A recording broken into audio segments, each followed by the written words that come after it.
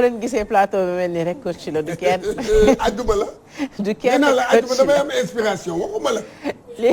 waaye gis nga ay lundi jour yooyu noonu oh damay am problème. léegi coach. du ma xam sax lu may wax. jafe-jafe yi ñu war a waxtaanee. man ajjuma nii. tey coach bi tey moom dag maa neex tey niveau bi dafa yéeg torop. non ajjuma niveau bi dafa mës a yéeg yow tamit. bàyyi ngay wax man waxewu ma foofu de. ma ne ajjuma laa wax ajjuma boobu moo tax niveau bi di yéeg. kenn du ma dugal waxewu ma foofu. xale yu mbuucaa mbuuc yooyu xale yooyu man du ma nag. Khady colonel sama xarit sama rak maa ngi lay ziar di la nuyu di la baalu àq bu baax a baax a baax. ah yàq sa équipe. poson la de. yàq sa équipe bu yanj boobu di lundi au jeudi. ngeen di def liggéey bu am solo. waaw ma équipe bi de mais Khady moom lu ñu waxal moom. Khady colonel. Fatka ñooñu noonu. ay munaas samay rakk lañu. samay rakk lañu maa leen bëgg fii laa leen def. voilà léegi jërëjëf Fabel. ñaari ponk la am bi ci jiitu nag moom mooy football professionnel. xam nga saison bi ñu ngi waajal saison bu bees. mooy 2019 2020. léegi nag fu mu nekk nii ci biir semaine bi rek ñoom dañoo ñëwoon toog waxtaan. pour xool naka la ñuy kañ lañ koy ubbi. ak nu ñuy préparer saison bi. waaye bi ñu demee ba ca réunion ba. toog nañu xam ne que il y a des problèmes parce que xam nga lu tax lan mooy problème bi mooy fu mu nekk nii. football professionnel président yi ci boppam ñoo mënatul dem. waxoon nga ko de. baax na mënatuñu dem. ñoom ñëpp koo ci gis ñu ngi taxaw ñoom ñëpp xam nañ ne mënatuñu dem. te bu ñu naree continuer nii di dem football professionnel bi ñoom ñu koy ñoom ñu koy dëkku ñoom ñii. ak seen i poche dootul demati. parce que booy xoolaat le football professionnel budget am rek budget bu koy kii pour saison bi rek. il lui faut au moins dama ne budget de fonctionnement laa yore. pour compétition yi di dérouler fay arbitre yi. fay kii yooyu yëpp noonu rek. moom li mu soxla xam nga mooy ñaar 1 milliard 200. te moom amul 1 milliard amul sax 500 millions. kon du sotti. du sotti. contrat bi mu fi signé loon ak damay bañ a def benn publicité. ak chinois yooyu. affaire bi mënatul dem. parce que xam ngeen coow li amoon. chinois yaa ngi taxaw di xaar. ci TNT bi. waa ci TNT bi. waaw bloqué na foofu bloqué wu na carrément. kon nag ñoom aujourd'hui kii ñoom ñi tam kenn rawu leen du ñoo demoon ci Macky Sall. président yi ñoom président yi. ñoom président yi. ñoom club yi. waaw président yi. ànd ak sayeer dem ca président ci campagne bi. nekk ci biir campagne. dem di kii. waxoon nga ko fi de. waxoon naa ko. waaw léegi nag ñoom ñoo fa demoon ah léegi nag mu ngi nii nag ñoom xam nañ ne fu mu nekk ni bu ci état dugalul loxoom. nii. xaw ma de mën nañu commencé de. waaye di nga fi dégg ay yoo xam ne dina fi am ay problème la preuve. xam nga li firnde que mënatuñu dem. Sénégal c'est en 1977. le Sénégal mësa ne du ma participer en Coupe d'Afrique des clubs te loolu Senghor moo ko décidé woon. si vous rappelez bien saltige de Rufisque moo nekkoon. Cheikh mënuñu ko rappeler moom 77. 1977 waaw saltige bu Rufisque moo jëloon Coupe du Sénégal dóor Jal Diop 1-0 année boobu 77 boobu. foofu Senghor nekkoon président. moo ne woon benn club bu fi jugee kenn du dem Coupe d'Afrique. moom moo xamoon ay raisons. parce que boobu moment boobu dafa amoon tam problème dans le football sénégalais. et booy xoolaat dans l'histoire c'est boobu rek moom moo nekk benn année boo xam ne. championnat bi amul première division amul deuxième division amul troisième ñëpp sumbaxoo la dañ jël ñëpp boole leen ci benn kii ñu jouer championnat année boobu la. pour histoire au Sénégal pour histoire football Sénégal boobu mais année bi Coupe d'Afrique bi commencé na Teungueth football club mënul dem lan moo tax mënul dem. gàcce. parce que président bi taxaw na xam na ne que moom mii. mënatul dem équipe bi mënatul dem. parce que xaay koppar gi amatul. léegi nag problème boobu am nag ci biir. loolu moom moo nar a dal moom moo leen dal fu mu nekk nii nee nañ woo dañuy dem woo gisante waat beneen jour waaye bu ñu gisanteewaat le vrai problème mu ngi posé wu. ba tey. parce que amuñu xaalis pour mun a dem. Sayer Seck nii ngay gis nii.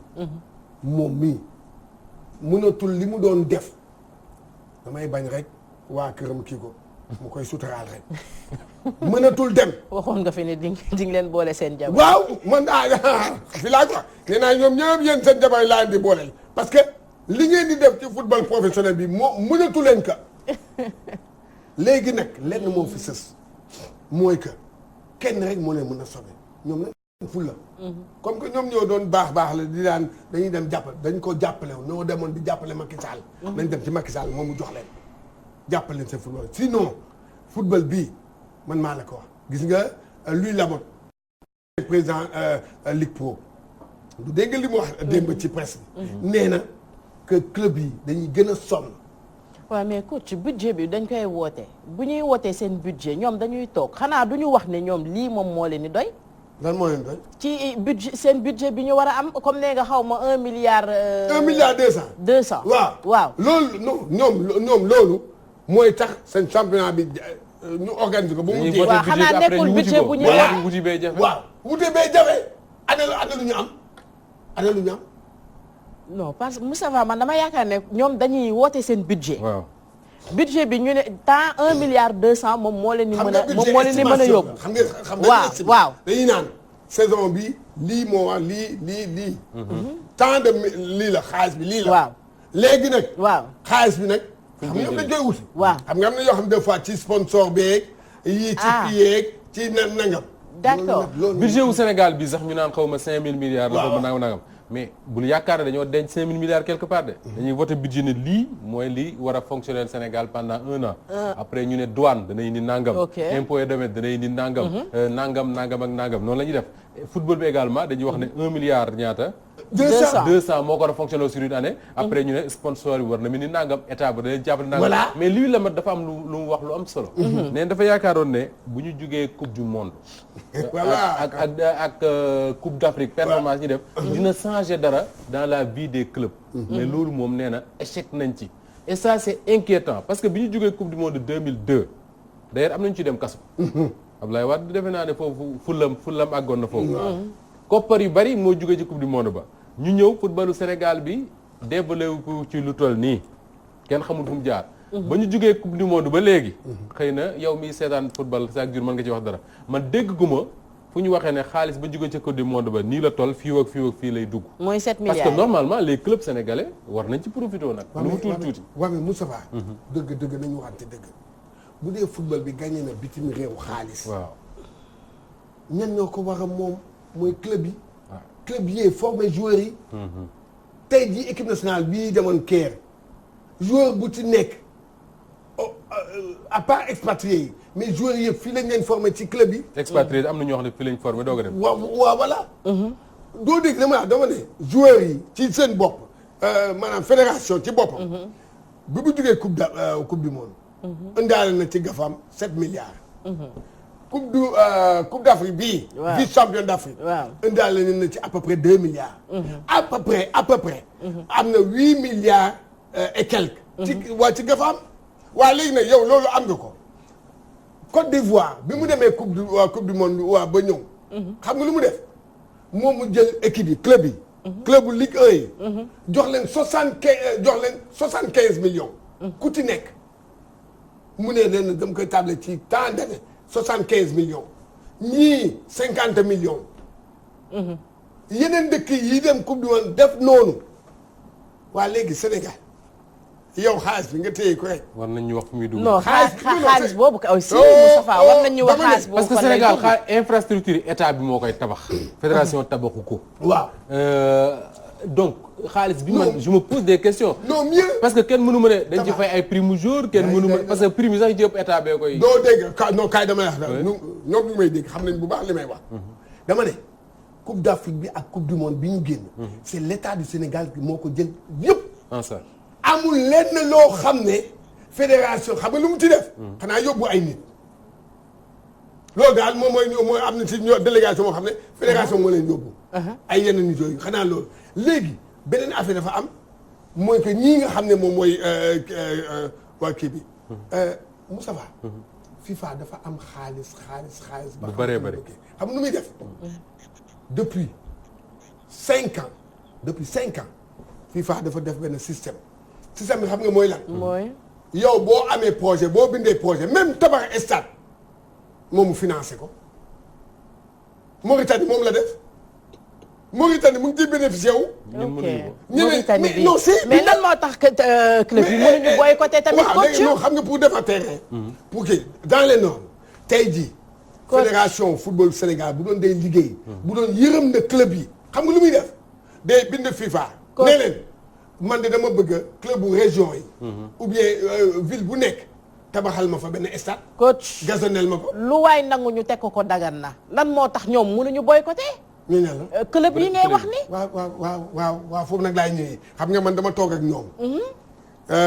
ñu ne ma bu saaga ñu ne ma waaw yooyu yaa ngi wax léegi lan mooy solution ma ne yéen ngeen am ful la téye leen bàyyi leen arrêté leen. oui arrêté leen dinañ dem foofu de dinañu jëmi ci foofu dinañu arrêté parce que mënatuñu. déjà fu mu nekk nii Ligue Pro actuellement nii yow ci saison ba lay passé yaa ngi amel arbitre 6 journées fayoo leen xam nga balaa ngaa commencé di nga leen fay. di nga leen fay non di nga leen fay de fédération moom ñoo dàq amel arbitre moom mosu ñoo fay arbitre man naa ko wax mosu ñoo fay arbitre yi ñoom dañoo sonn ñoom ñooy financer seen bopp dem dégg nga mu ngi noonu kon de. boo bëgg arbitrer coach du ma jaral nga ma teg leen 6 match yu ma arbitrer te fayoo ma. soo ma fayul benn yoon ñaari yoon coach gars yi dama lay wax benn affaire. mooy. arbitre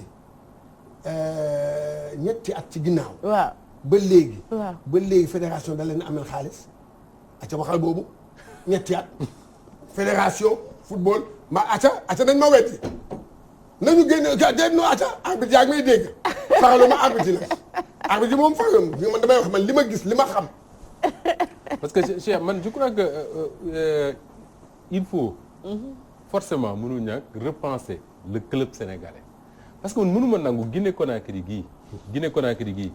seen club yi ñoo gën a riche club bu Sénégal yi fuuf ba ay doomu Sénégal gi ñu leen di jël si fii di leen yóbbu Guinée Conakry di leen fay ay salaires yu baax ñuy football. Khadim Ndiaye doon la ci exemple. parce que Guinée Conakry lan la ñu def mais état bi moo encouragé les grands chefs d'entreprise yi nga xam ne ñoom ñoo téye affaire les richesses ci minerais ak bauxite ak yooyu nga xam ne Guinée Conakry da koo bari. ñiy yëngu ci or beeg yooyu mais ñooñu la état bi encouragé teg leen dans des dispositions yu mën a yor les clubs tey jii y a de grandes entreprises au Sénégal tey yoo xam ne mënoon nañ nekk derrière des entreprises derrière des clubs à condition que état bi faciliter leen yenn kii mais su fekkee ne suñu entreprise yi déjà li ñu yenu attanuñ ko pour ñu nekk ci gannaaw club day jafe. d'ailleurs les clubs sénégalais yi nga xam ne depuis toujours Cheikh Tidiane moom ma ko gën a xam. ñoo gënoon a mën a fay ay joueurs ñoo ëppoon ay moyens c'était les clubs yi dépendroon ci ay entreprises mën nga citer Sodefitex. mën nga citer SIB. bu nekkaat Sonacos après. mën nga citer US Rail. d'ailleurs US Rail ba train bi gëjee daw la US Rail dee moom kenn waxatu ko. nee naa Ibrahima Ndiaye c'est très grave dëkk bu toll na Thiès amul équipe bu Ligue 1 mais bon je crois que ñi ngi revenir. ak ngeen xam nga ci dara. war na dem si yàlla papam. foofu joué na raay xam nga ci dara. dégg nga non Moussa Ba gis nga li nga xam naa la wax nga lépp. dangaa wax lépp ba nga xam ne fu mu nekk nii on ne dit pas waxuñu état bi. mu jël ci xaalis joxe. Les athlètes nous ont annoncé. athlètes yi dañoo yëgal. Charles teel ñu foofu rek ñu ñëw voilà waaw teel ñu foofu loolu kii ko fële. léegi uy ma ne. yow li nga wax noonu. yow li nga wax. dégg nga dafa nekk dëgg ba nga xam ne ba fu mu nekk ni ñoom. on ne dem newuñu état mu jël xaalis di rek da ngay def comme ñooñu. Guinée xoolal Guinée. salaire bi gën a ndaw. 5 millions la. ñuy fay joueur. waaw fii salaire bi gën a mag. fii salaire bi gën a mag. 150 000 la. cher na non. billaahi walla acca man gis nga man lu may wax acca nañ ko weddi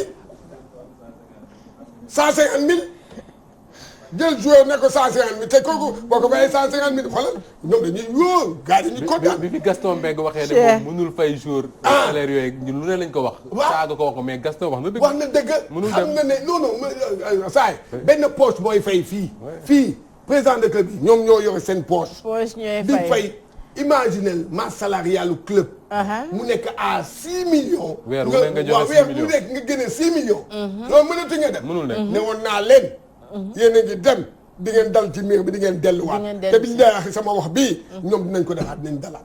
ma dem ci beneen ponk yaa ngi am benn question régie balaa ngay jàll ci beneen ponk bi Charles mi ngi laaj ndax état bi dafa am droit de regard ci fédération bi. mais enquête moo ko jox délégation de pouvoir parce que fédération délégataire de pouvoir la. waaw moo ko jox état bi da koy contrôler. état bi moo ko jox. ok moo ko ne am lii. discipline bi am organiser ko. lii mission baa ngi nii lii xam nga première mission bi lan la. moom mooy fexeel ba ñuy compétir maanaam. régulièrement ok et sur tout le territoire. sur tous les territoires là. loolu mooy première mission bi. léegi tamit xaalis bi tamit am na droit. moom tey jii am na droit ne ko xaalis bi ngay jëlee fële FIFA xaalis bi ngay jëlee nii ak nii ni nangam léegi nag expliqué ñu. fan nga koy dugal loo koy def. waa léegi bu fekkee dégguñu état bi wax ci dégguñu fédération bi wax ci coach est-ce que duñu yaakaar ne complice am na. ngam complicité moo ci nekk. am na waa gis nga nee naa leen xaalisu coupe du monde bii ak bu coupe d'Afrique bii. nañu moytu bu ñu moytul dina indi coow bu rëy ci football bi. Cameroun de moo ko tasoon moom. waaw mën naa ko xoolaat gis nga yéenewu ma leen nag. bu ñu demee nag après dañuy toog bu saa ñu naan waaw gi nga moom. parce que su fekkoon xaalis boobu ci fédération bi rek la tagee yéenewu ma leen ko xam man. état sama intérêt. moom mooy football bi sport bi di dox. nga xam ne man bu baax naa liggéey sport bi di dox man loolu waaw waaye nag ni ñu koy doxalee boo baaxul. koppar gi nekk ci football bii. nañ ko jox ñi ko kii nañu fay ñi ñu war a fay. nañ ko jox club yi. waaye di jël club yi di leen di kii xam nga li gën a ñaaw sax mooy Sénégal vice champion d'Afrique. yow nga toog yow mii yow sa football. yow sa coupe boo ko gagné xam nga ñaata la. 20 millions. ci club boo xam ne mu ngi dépensé moom ci année moom. ci année bi rek moom budget am rek 80 millions la moo gën a tuuti mu gagné coupe bi li muy dépensé ci coupe bi dina dépensé pour coupe boobu rek dina ci dépensé 50 millions mu ñëw jël waaw te 20 millions balaa mu kaa jot day daw ba sonn man fédération bi nga mën ñu dégg ma jaaxal. ak beneen partie tamit ñi nga xamante ne ñoom ñooy sociétés yi nekk fii nekk à l'étranger te nekk fii di fi liggéey di fi gagné xaalis bu bari coach te duñ leen dugal ci sponsor yi ñu sponsorisé. Moustapha am si c'est pas la première fois sax Moustapha wax ko ñëwoon na ci tey wax loolu mooy xalaat Moustapha mais wala laa wax léegi nee naa Moustapha wax na lépp. waaw lu xam mooy lan. néewuñu ko état bi. jël xaalis bi. non système la dafa am benn système booy def. mooy maanaam da ngay ne entreprise bu ci jàppale sport. am na loo xam ne dama la koy. teggi loolu dëkku naar yi loolu lañ def. dëkku naar yi ngay gis lu tax le club bi di am ay hôtel ay nangam di am loolu yëpp parce que loolu la dañu am ay sponsors ay partenaires ay sociétés ñooy ñëw jël en charge.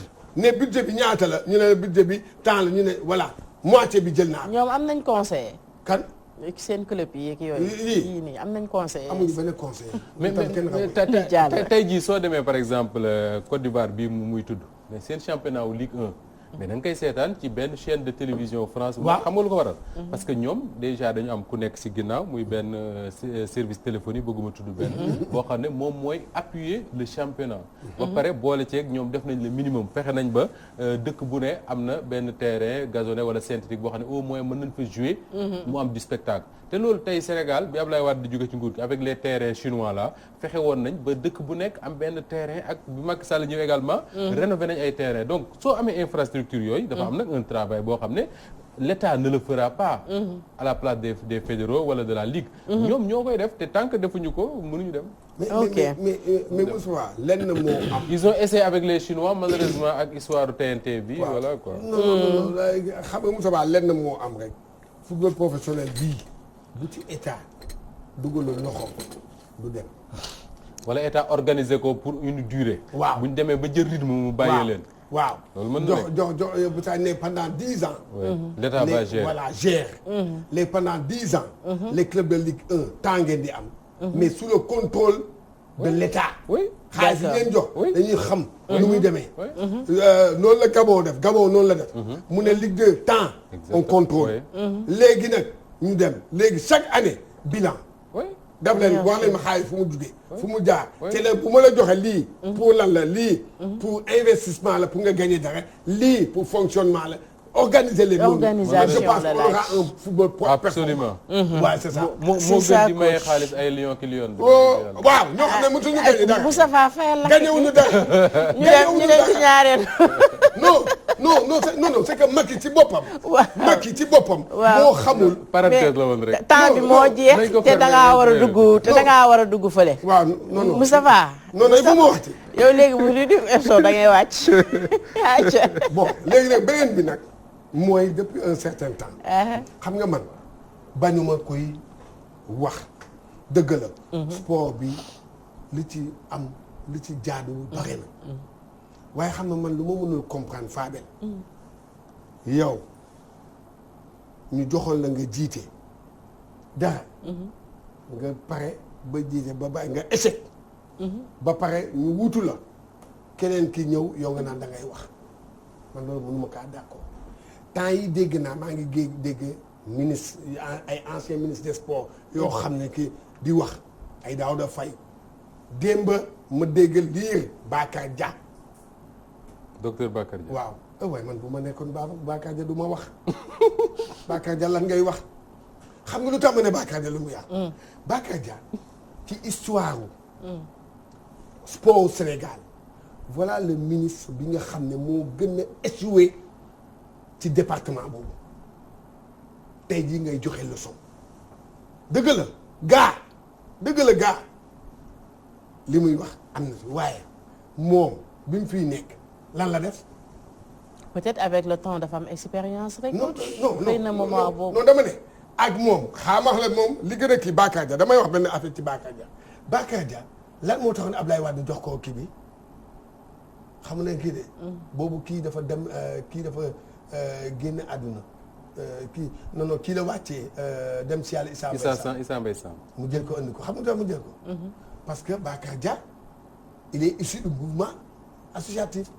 c'était le président Kën Fu lay def Kën Fu moo nekkoon kii bi mu jël ko andi ko. benn moom Kën Fu boobu mu nekk. moo ko gën a rey moo gën a rey Kën Fu ñu fal la ministre. Kung Fu bi nga xam ne yaa ngi ko doon diriger Kung Fu bi gën a dee amul lenn loo xam ne tey jii man lenn rek laay demandé Bakar Dia lan la Bakar Dia def ay ñoom yi Daouda Faye ay na man xoolal man dama bëgg parce que ñoom tam démb. nii laa doon waxee man damay attaqué nii Matar Ba. noonu laa doon attaqué neen defu leen fi dara waaye yow nag doo def dara ba pare après nag ñëw nag. bëgg nag xam nga lan la di joxe ay leçons xam nga laa bëgg mu joxe leçon. koo xam ne au moins am na loo fi def. y a eu de grands ministres des sports yoo xam ne ñu ngi am na waxuma sax ñu décédé mais am na ñu nekk ci réew mi ñoo xam ne tey bu ñu waxoon ñu ne autorité la mën nañu wax parce que ku mel ne Abdoulaye Makhtar Diop par exemple mu neex mu naqar bi mu nekkee ministre des sports il a fait des choses. ku mel ne Ousmane Paye. waaw bi mu nekkee ministre des sports. il a fait des choses. moom laa Joseph Ndong moom moo nekk ministre des sports ànd ak Sénégal dem Coupe du Monde. waaw te ñooñu déggoo leen ñuy wax. voilà waaw loolu laa lay expliqué xam nga ku mel ni tey jii kii waaye wax nga ko léegi waaye mooy grand serigne de Dakar. oui loolu Abdoulaye Makhtar. Abdoulaye Makhtar mais tey jii le système bi ngay gis ci lutte bi nii. mais bu loon moom du am moom moo ko créé promotion ay promoteurs nii. moom moo créé promoteurs yi ak laajteel moom moo def système boobu. yooyu yëpp moom béy na waaram waaye nag yow boo béyul sa waar noppil bul joxe ay leçons noppi rek nga noppi nga bàyyi. parce que ñoom bi ñu fiy nekk boobu la sport bi gënoon a dee te liggéeyuñu fi dara lu baax.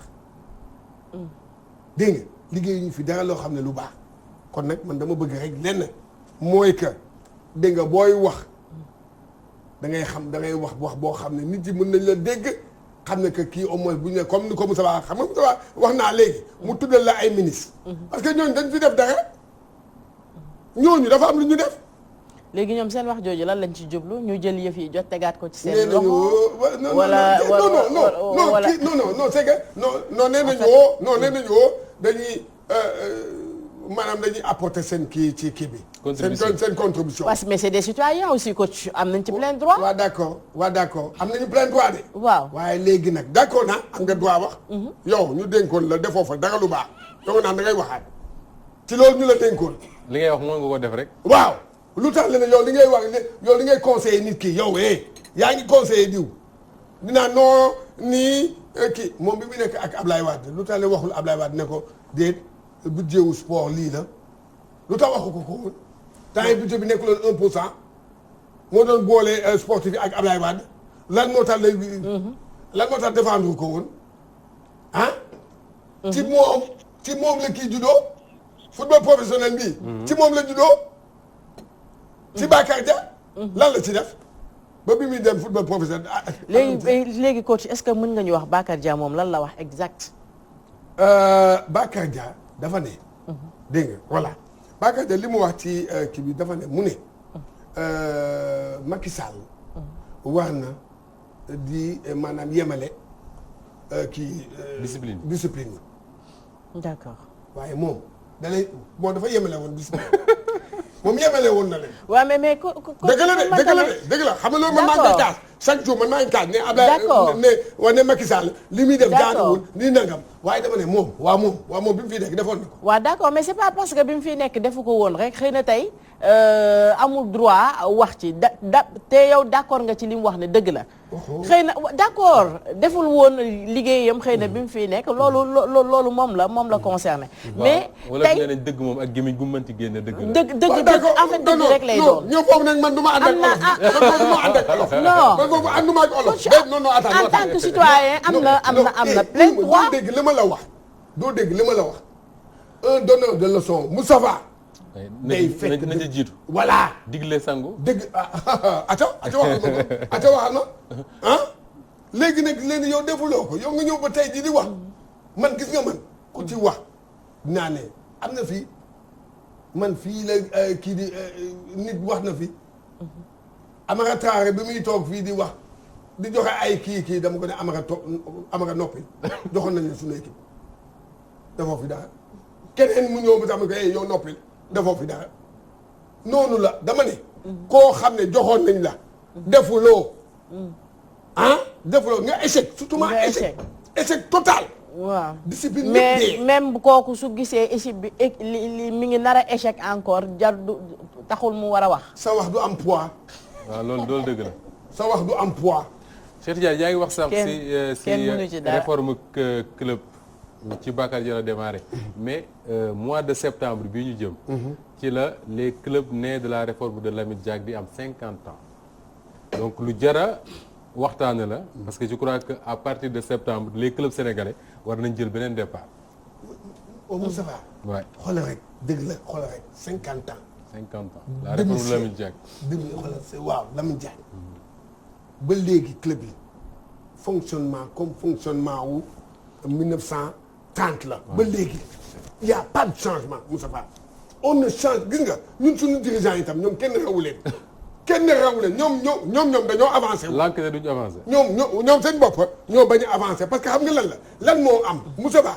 dëgg système mu poche moo amatul dans le monde ci club yi le mouvement sportif gis nga Moussa Ba fii Sénégal laa gis. li gën a ñaaw. dama jéppi président de fédération yi. yow da ngay ñëw ne non nga xëccoo ba ñu jox la fédération bi. première des choses nga dem ministère taxaw. talal loxo di yelwaan pour sa fédération mën a dox waaye yow au moins amal dara boog nga dem tam ci état nga ne ko waa doolil ma waaye yow doo jëm dara lépp dañ la koy defal te président te mouvement associatif la yow jéemuloo créer ut xaalis duñu ut dara. amoon nga fi extrait de dañ koy teg. non loolu ñu bàyyi ko. Charles mi ngi ñuy waxtaan bi jeex na waaw bu loolu ba lundi bàyyi rek gars yi ngi Jeux africains loolu ba lundi incha allah maa ko annoncé woon waaye kii wu. kon nag mu ngi doon xam nga lan la. fu mu nekk nii man dama bëgg. lenn rek laa bëgg. mooy que président de club bi jot na nag bu dee nag bëgg nañ seen bopp. jot na sinon football bii du kii xam nga. dafa am loo xam ne man ça me fait mal mooy que résultat wu équipe nationale bii di dem coupe du monde dem ba finale coupe d'Afrique c'est l'arbre qui cache la forêt. nañu xam ne dara doxul ci football bi ci ginnaaw. amul dara lu baax nañu jàpp loolu de ci ginnaaw bi daaxi amul dara amul dara kenn xamul lan la. pëcc bi moo fa nekk lan dara yaa yee. léegi ne beneen affaire bi mbooy. nit buñ la dénkee dara da ngay liggéey. boo liggéey ba def résultat def sax benn résultat. waaye yow defoo benn résultat defoo sax benn nga naan da ngay wax foofu laa koy tëjee.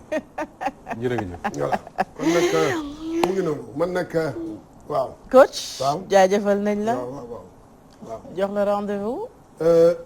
kii rek ma dama leen di sagal rek. waaw lundi di nga ñëw ak waa lundi ak waa mercredi. waaw ñu dama leen di sagal rek. waaw xale yu son yooyu. man de waxuma yow yaa wax. son yaa ngi nii. yéen a ngi nii yéen a son. yéen ñii yéen a son. yéen ñii. maa ko wax. di colonel ni ko munaas di woowee laa ko ñemewul woowee waaye kon ma wax. yéen ñii la xale kii. xadi colonel xale. ma yegg ci wala. xoolal kii ndeysaan macha allah xoolal bii waaye ñooñu foofu. yow de xam di seen ay cheveux naturels di def nii. leen di si yàggatul. def seen cheveux naturels di def leen di yàggatul di ngeen fekk fii di jaay kii. lii moo naaj xoolal bii di ngeen fekk waaye xoolal bii. coach ba vendredi. incha allah man moom laa yàq. waaw mën nañu sax génne fële. Adama Ndaw Damas. ndeysaan day maye doomam. day maye doomam samedi. waaw ndeysaan. ñu ngi koy ñaanal yàlla na ci ak jàmm. ñëpp ñu nga fa. ñëpp. alors ñu daal Charles dañu daal di marquer une toute petite pause daal di ñëwaat doog a wéyal.